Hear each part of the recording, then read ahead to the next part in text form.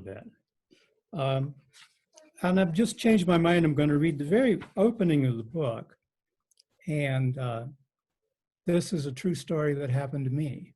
So people will say, where do you get the inspiration to do books? Well, this is a story that happened to me with almost exactly detailed. So chapter 1 is called Fallen Star. To Sean Stranahan, the light that glimmered on and off looked like a star that had fallen to earth and was slowly, haltingly, but inexorably climbing the mountainside to reclaim its position in heaven. It was there, and it wasn't, and then there it was again, each time higher. When the star quit moving, it had nearly reached the black sharpness that defined the ridgeline a half mile to the west, and simply pulsed like a heartbeat. That was where the national forest ended and the wilderness began, where the starry night ended and clouds rode the moon.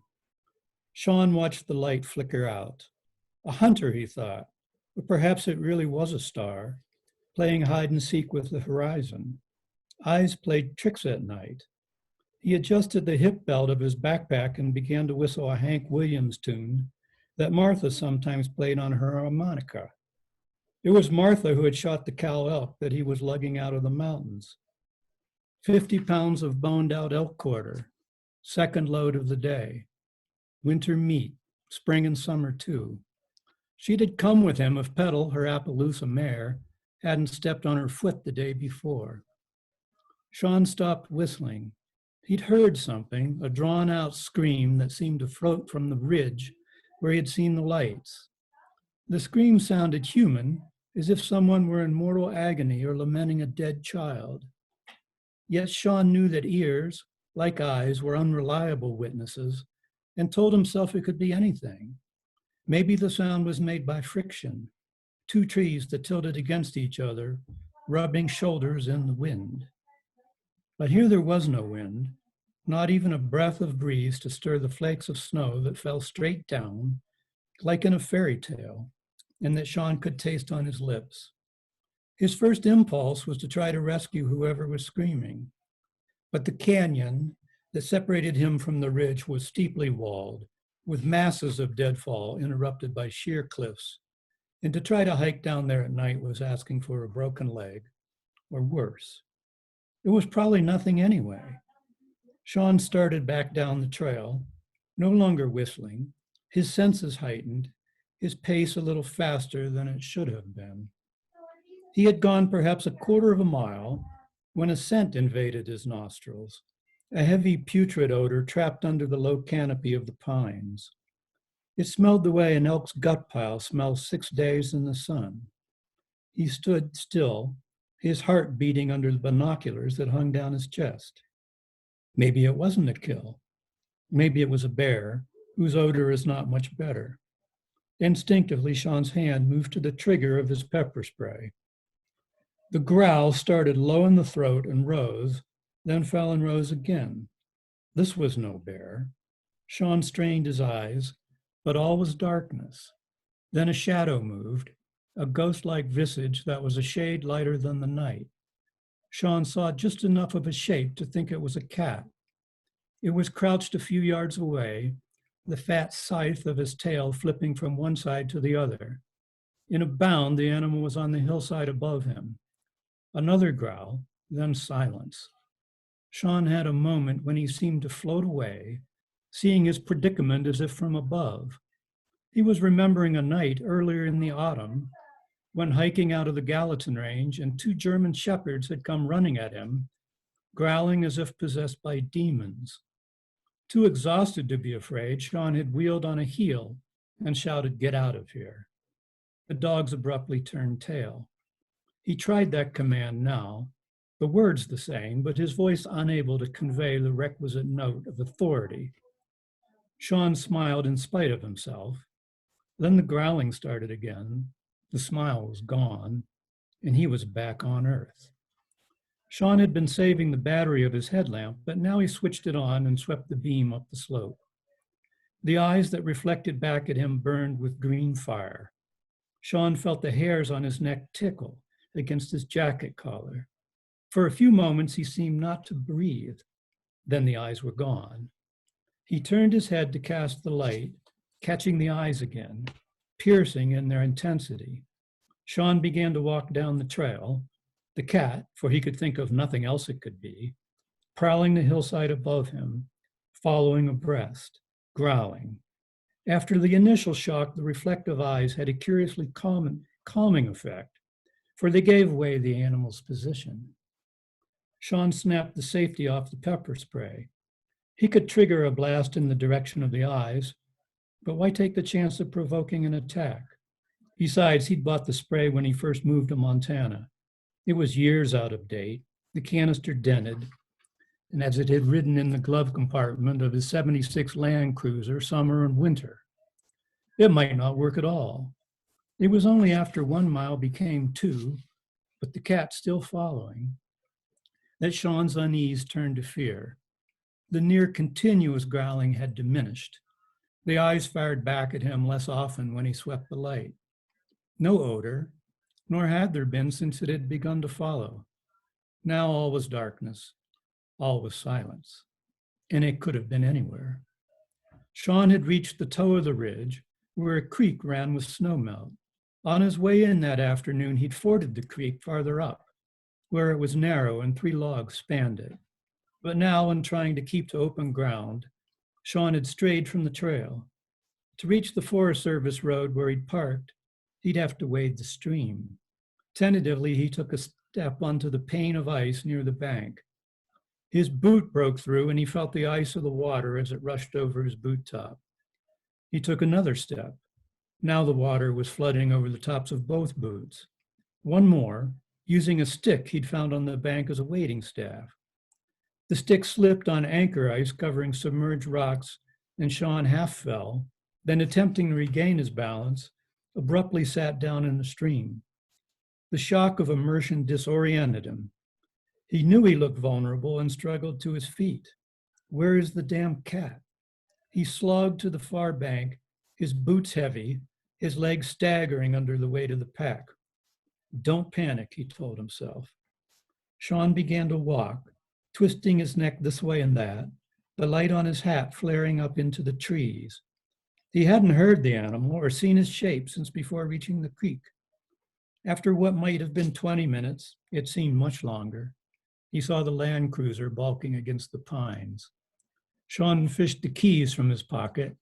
His fingers were numb from cold, and he fumbled the key ring into the snow. He shrugged the heavy pack off and knelt down and dug with both hands, his heart jackhammering in his chest. There, the keys glinted. He unlocked the door and hefted his pack, then climbed into the cab. He turned the key and listened to the motor cough, then just sat there, shaking. As the adrenaline rush slowly subsided, he told himself he hadn't really been that afraid, only alert. It was a clarification he would repeat to Martha after he hung the quarter of venison in her barn, and they were sitting down to a late night leftovers dinner. Got some exercise, that was all, he told her. Exciting, I'll give it that. My fault, really. Should have settled for hauling 1/4 out and gone back in tomorrow. Taking the last load out in the dark was not a good idea. Too many things that go bump in the night up there. The cat? Never really saw it clearly. More like a ghost than an animal. The scream, that was the weird thing. Where was your rifle all this time? Martha asked. In the rig. I was just hauling meat, not hunting. You could have dropped your backpack. That might have distracted it. Well, I thought about that, but it would make me look smaller without it. And I thought if it attacked, the pack would protect my back. Anyway, I had so much adrenaline flushing through my system, I hardly felt the weight.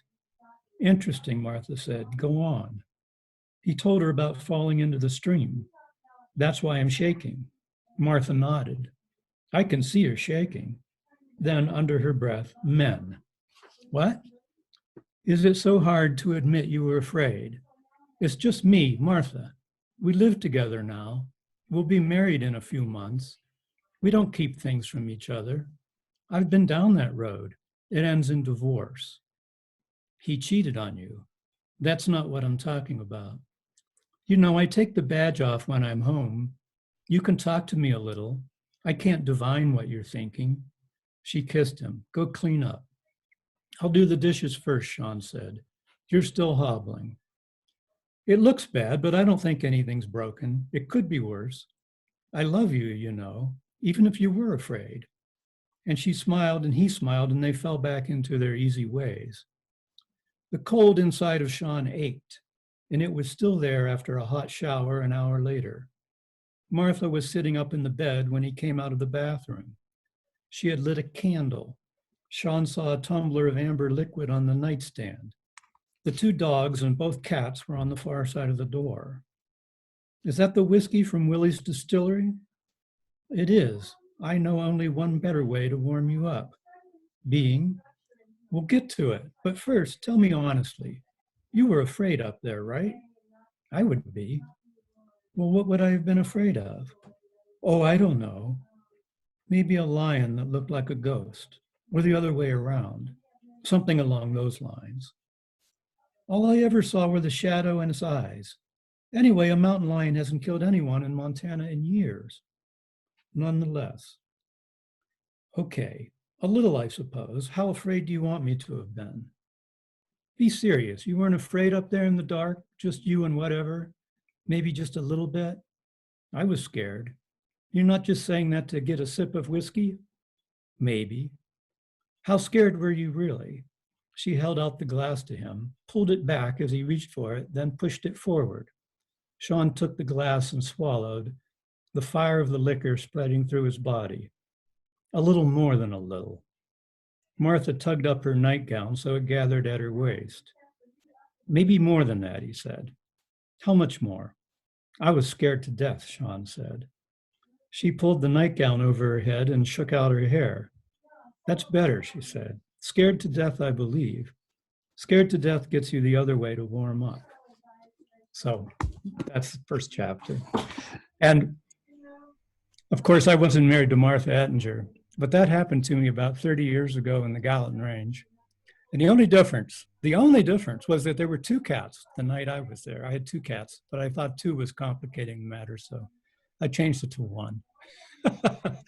So it's interesting too, because just last week or whatever, they had that story posted all over the internet about that guy who was stalked by the mountain lion. Remembers that? Everybody saw it in the country. Well, I wasn't afraid when that happened because back then, the incidence of mountain lion attacks in Montana was so low that I didn't really give it much credibility. I thought these lions are just going to follow me.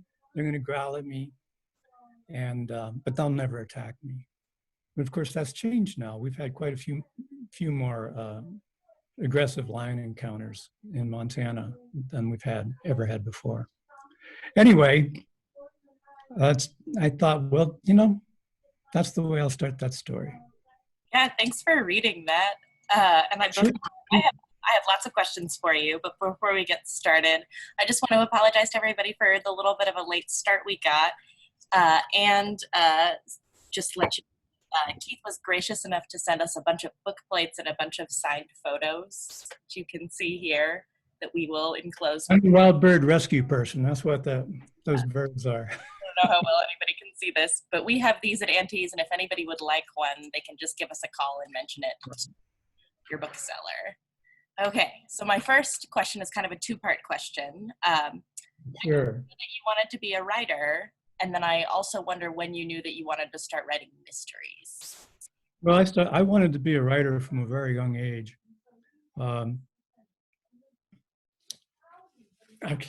Well, what happened was I grew up fascinated by snakes. And where I grew up in Appalachia, people were steeped in, mysticism and voodoo. And my grandmother would stuff towels under the doors whenever she came into the house because she knew I had snakes. And she'd say, well, honey child, I seen that milk snake suck the breath out of a baby. What are you supposed to say to that? So the only way I could learn about snakes was to learn how to read.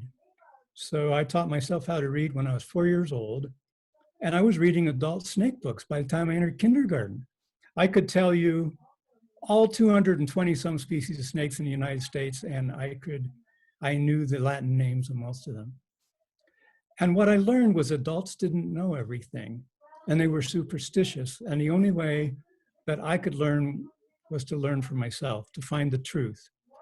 And then just a few years later, my mother gave me the complete Sherlock Holmes, which was so heavy it put a dent in my chest. But that too, you know, that was a search for the truth. And so, you know, basically that's what mystery books are, you know, searching for the truth. And that's how I got interested in, you know, in writing and in writing mystery books in particular. I'd say the most pivotal day of my life, as far as what I do now, happened in the Denver library when I was a little kid. We were driving out west to go camping for the first time with an old Volkswagen bus, and it broke down. We had to be towed into town.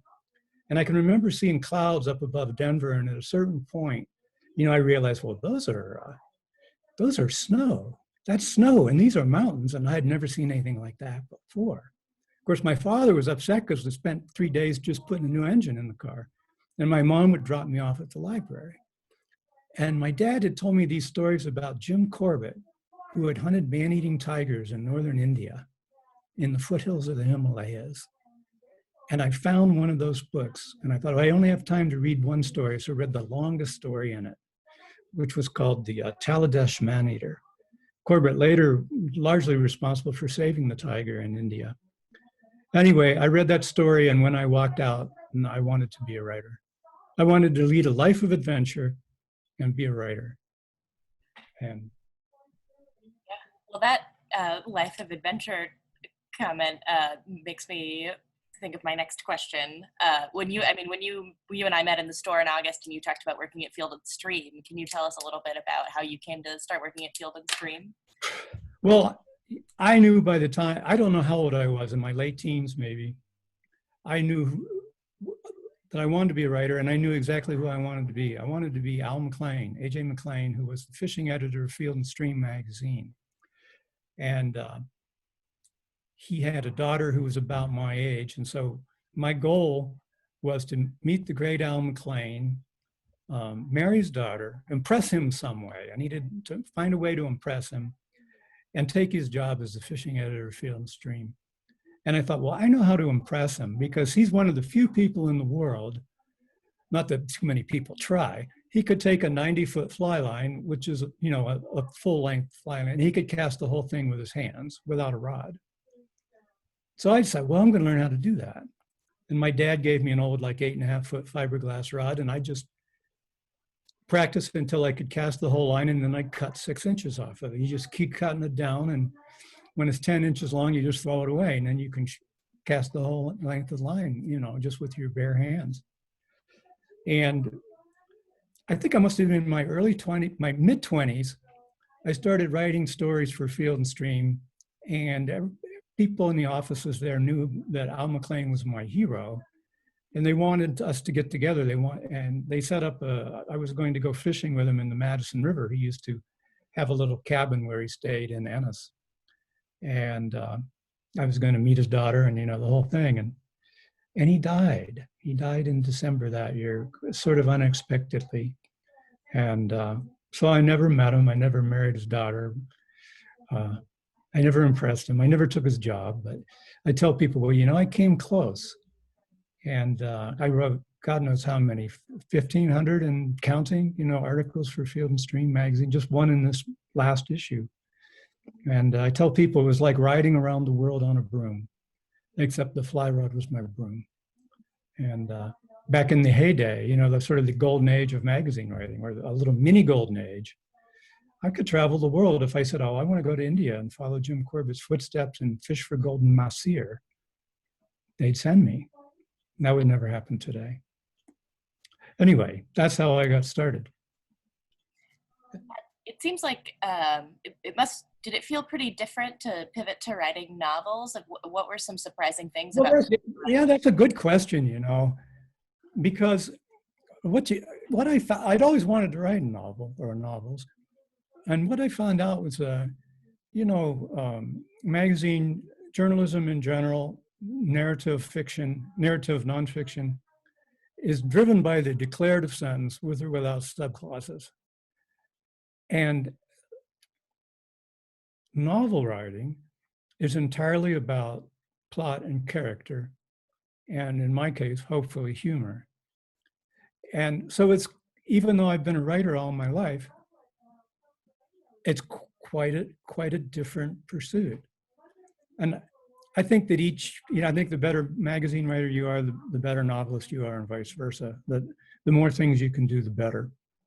And so I still write for magazines. I was a health and safety and the later on the survival editor of Field and Stream for many, many years. I was Bear Grylls before there was Bear Grylls, you know.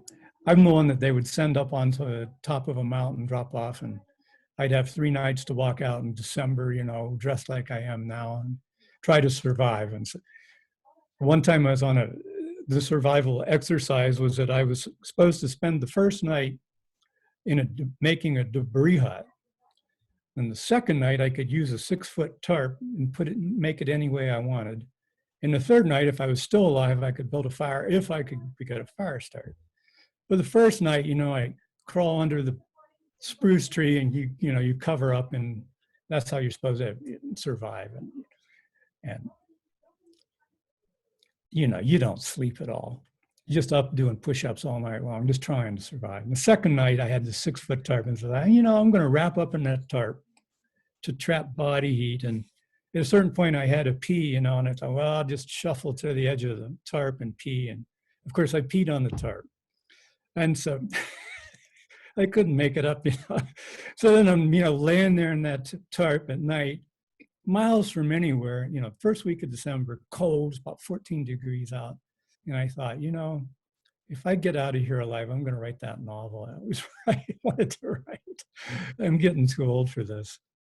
And that's true, you know, I came home from that survival exercise and started writing The Royal Wolf Murders. That was my start. So I just want to pivot now to some kind of processy questions, because those are things I'm always interested in. I'm interested in like what your writing routine is and where you work. And I am interested in sort of, are you more of a structured outline kind of writers, or is it kind of by the seat of your pants? No, I'm, you know, strictly seat of the pants. You know, I've wasted so much time trying to outline books and plot out books, and I just don't seem to be able to do it. And I'm not saying that the way I do it is better. It's just the only way I know how.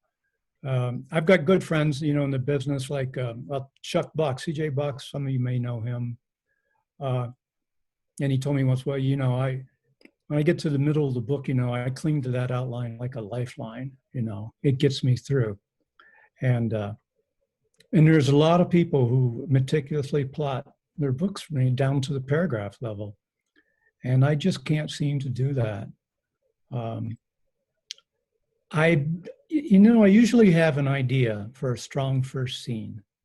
And if I'm lucky, I have sort of a theme.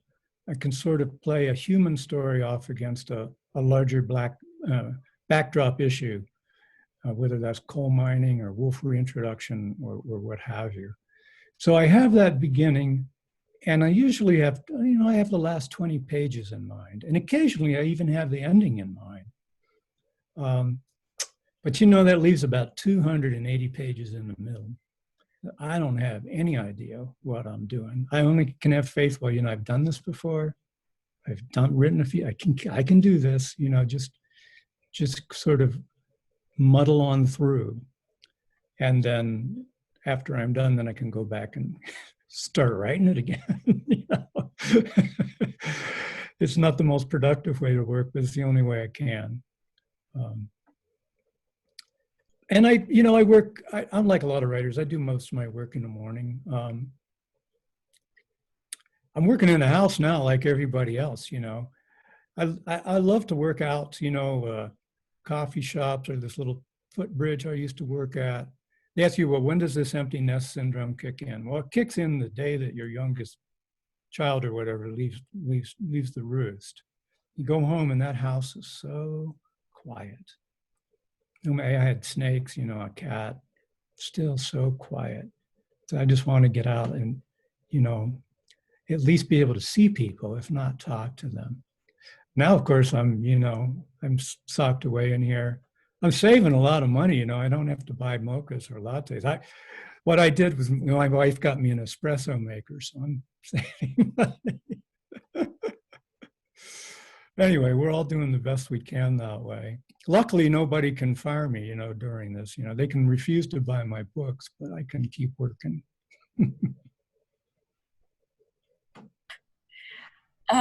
So just quick question, where in Appalachia are you from?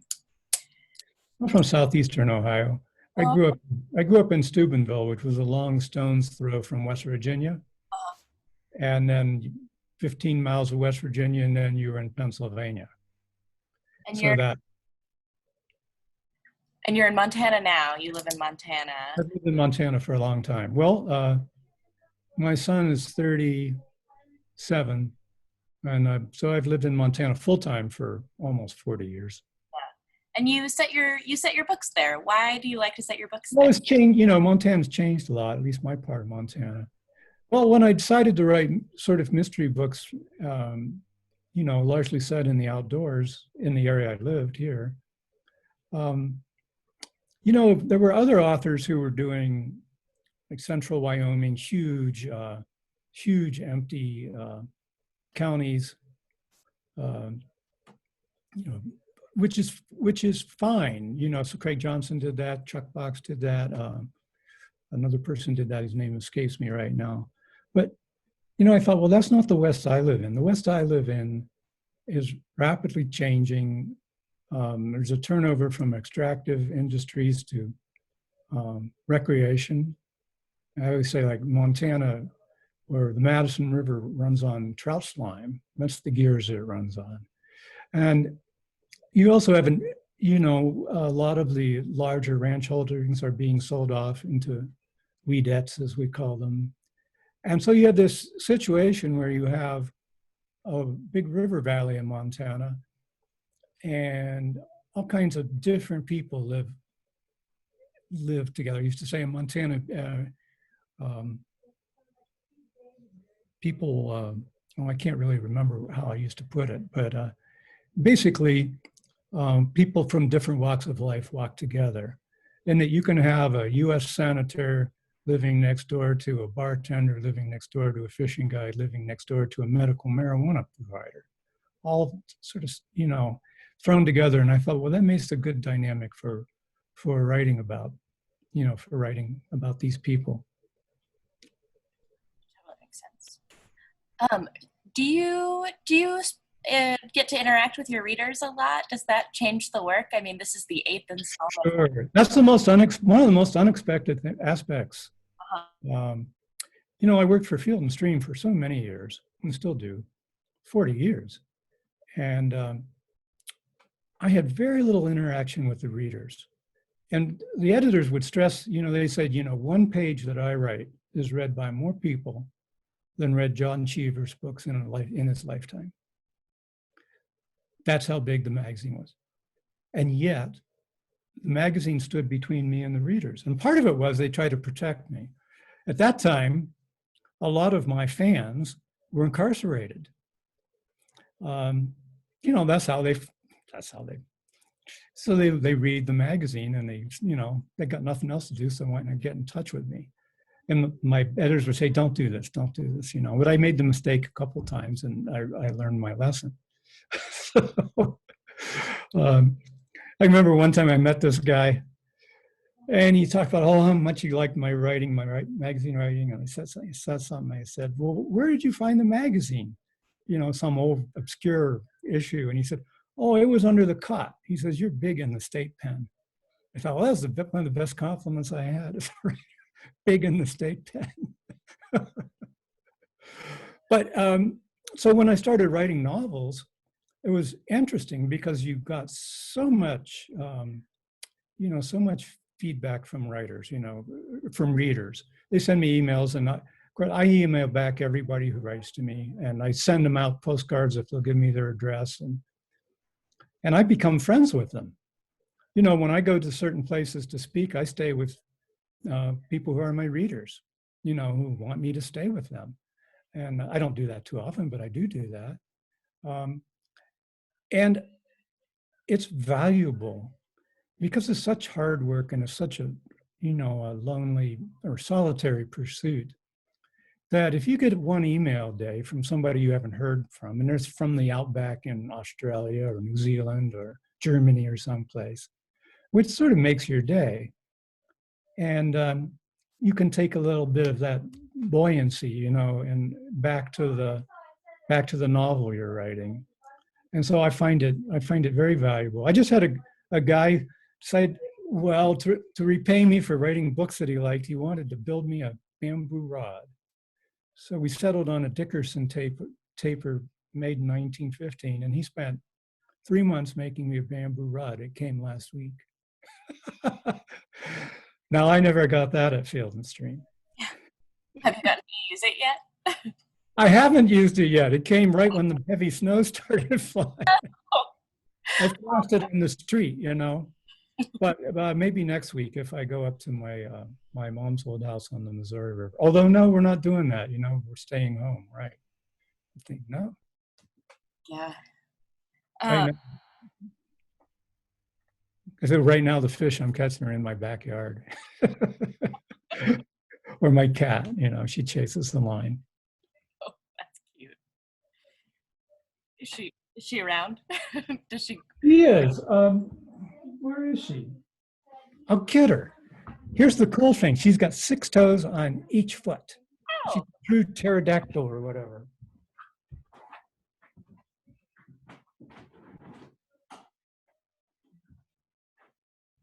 This is my favorite part of Zoom events, or authors' pets always seem to be in the background. Small consolation for not being able to do this in person.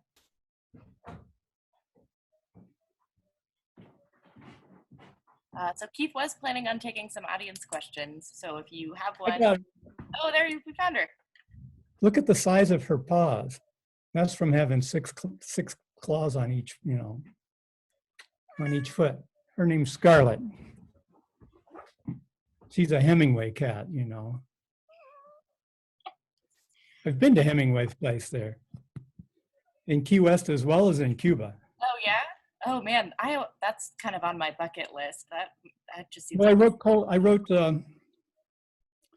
Cold-Hearted River.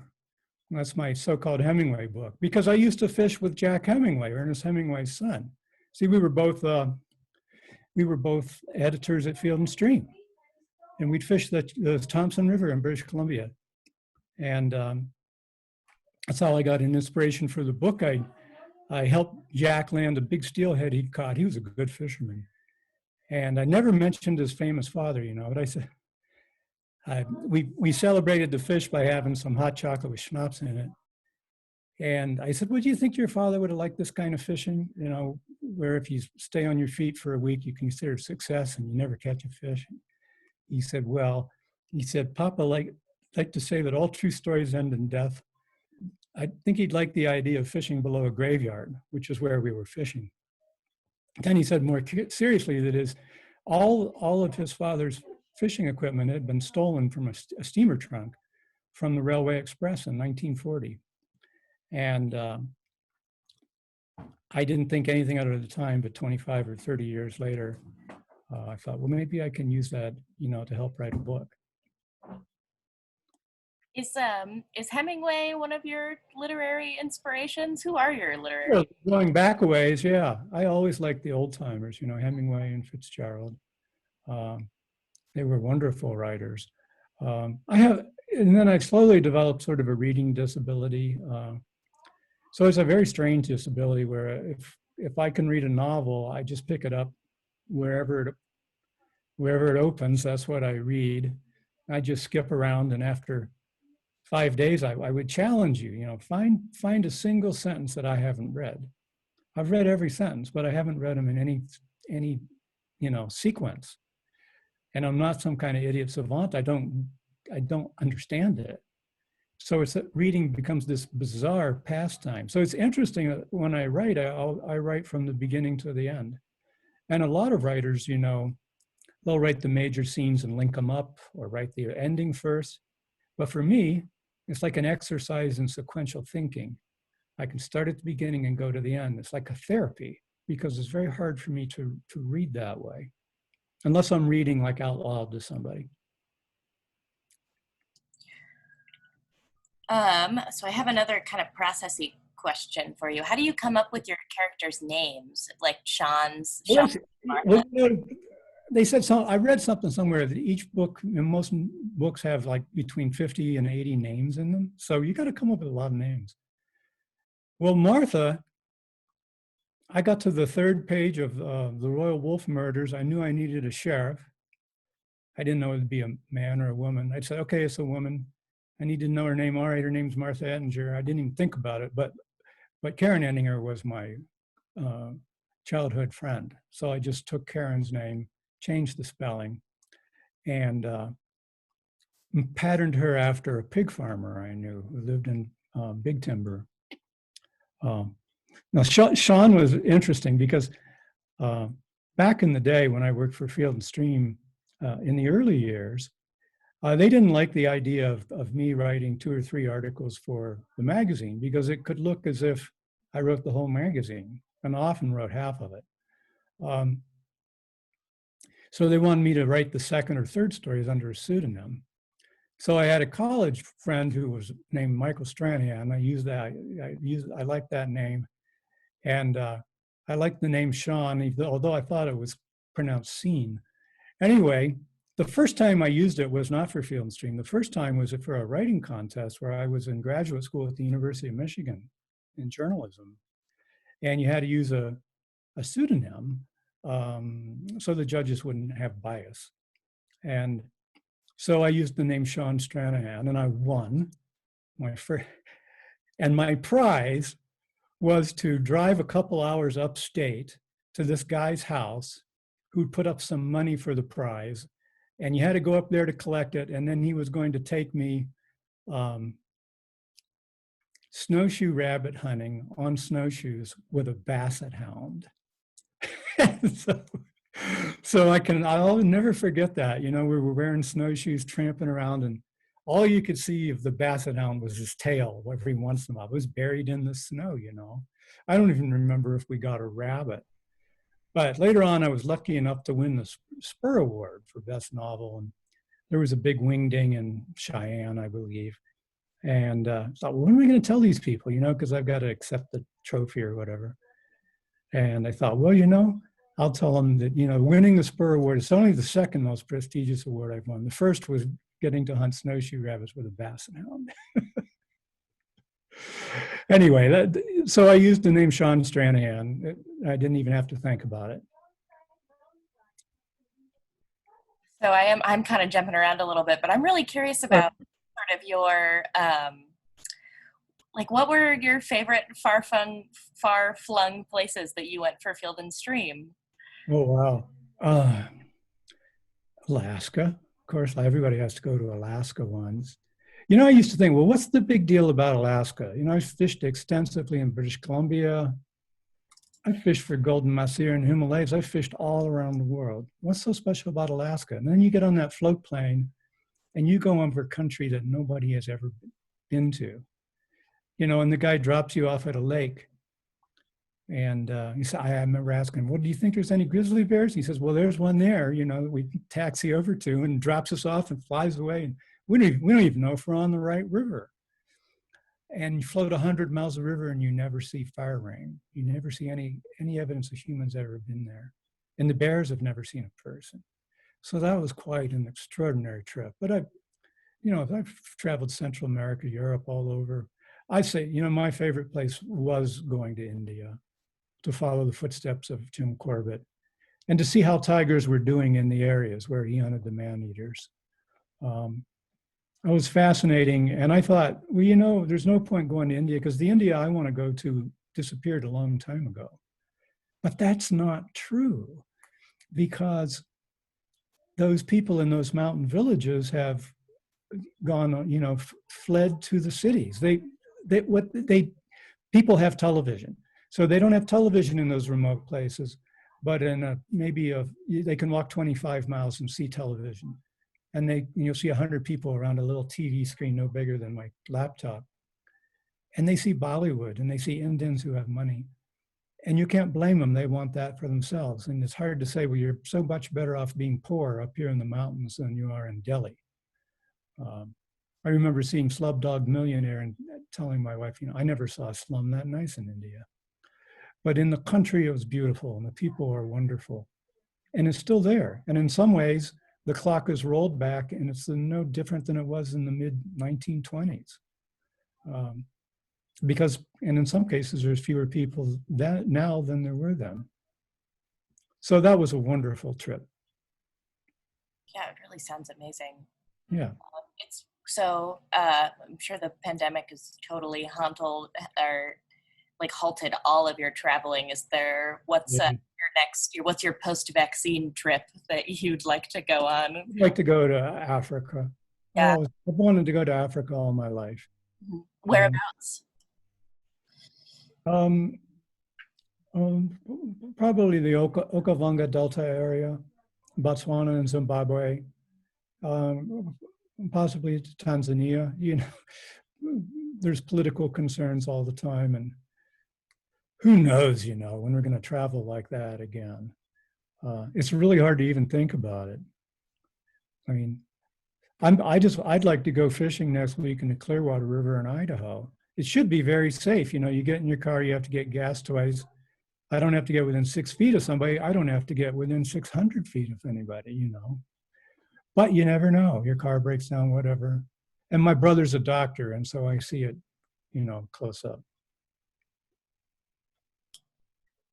Well, is there plans for Sean Stranahan #9? Are you working on anything right now? Yeah, I always have to think about the series books, but what I've been really concentrating on in the pandemic is I want to write a book about children growing up in Appalachia, like I did. It hasn't changed. The conditions that I grew up in are, the only thing that's changed is it's meth and coke and other things rather than stills. It used to be whiskey stills when I grew up, and I remember getting shot at by some guy, and my father wouldn't believe me, so I took him down there and he got shot at too for getting too close to the still. It's deliverance country where I grew up. There's like 30-some% illiteracy rate among adults. Not right in the town where I grew up, but in some of the surrounding area. It was like growing up in hell. So a place like Montana is just unbelievable compared to, my childhood.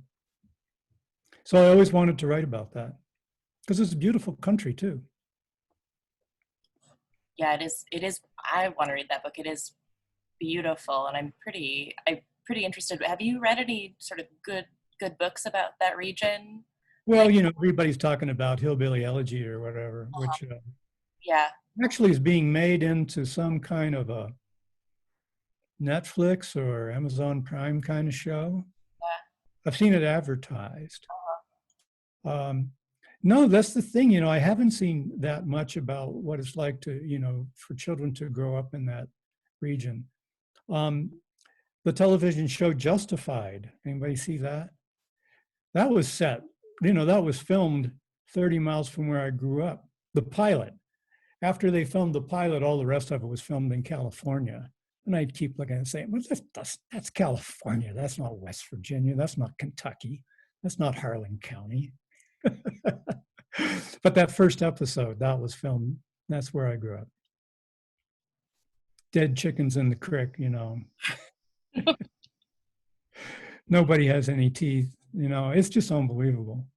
It's just unbelievable when you're there. It reminded me of situation, not as bad as India. Nothing's like that, but and I'd be in India and you could look around, you could turn in a circle 360 degrees and just see burning trash as far as the eye could see and people living in it. That was it. They didn't even have cardboard boxes to live in. Well, I think that we will leave it there tonight. Thank you all so much for coming. And thank you, Keith, for sharing your book. Sure. Well, thank you very much for inviting me. Yeah, absolutely. You just everybody, I hope everybody has a great night. Thank you so much. Yeah, thank you.